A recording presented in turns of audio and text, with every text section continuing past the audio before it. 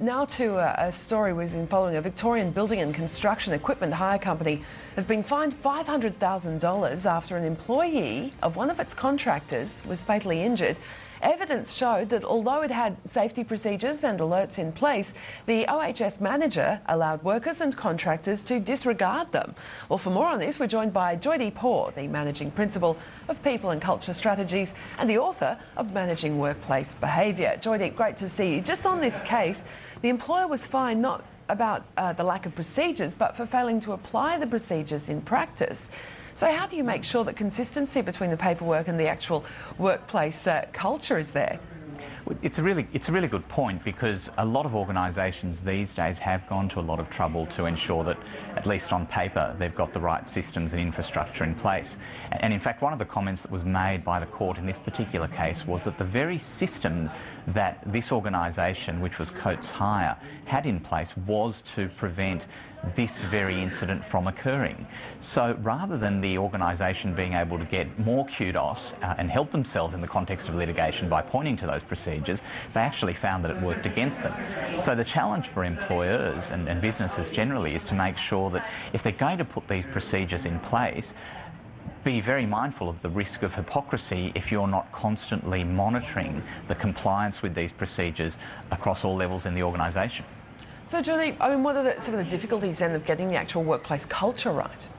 Well, in terms of the culture, you need to understand that not all people will pay the same heed at all times to the policies and systems that you as an organisation will want them to. So certainly at a corporate level or at a board level, it's well and good to sign off on this being the way that things are done, but actually making sure that that is rolled through at all levels of management and leadership within the organisation is the starting point for the culture. And then there's aspects of what you do when people don't comply with it, ensuring that if necessary you're taking disciplinary action, making sure that you're doing training, education, all of those kinds of things are critical components of getting that culture right.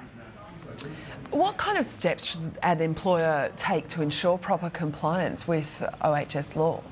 Well, at the first instance, I think, Bridie, they've got to make sure that they themselves understand exactly what is required of them. In the last 12 months, there's been radical changes made to workplace health and safety laws around the country.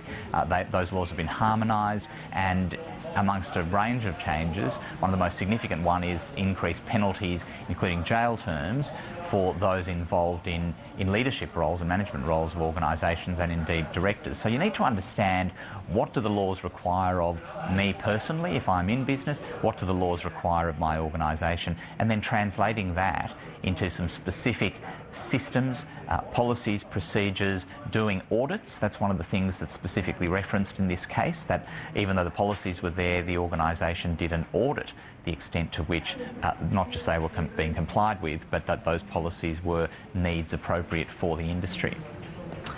Just as well, how can an employer provide then a safe workplace culture for third parties such as contractors, suppliers and clients?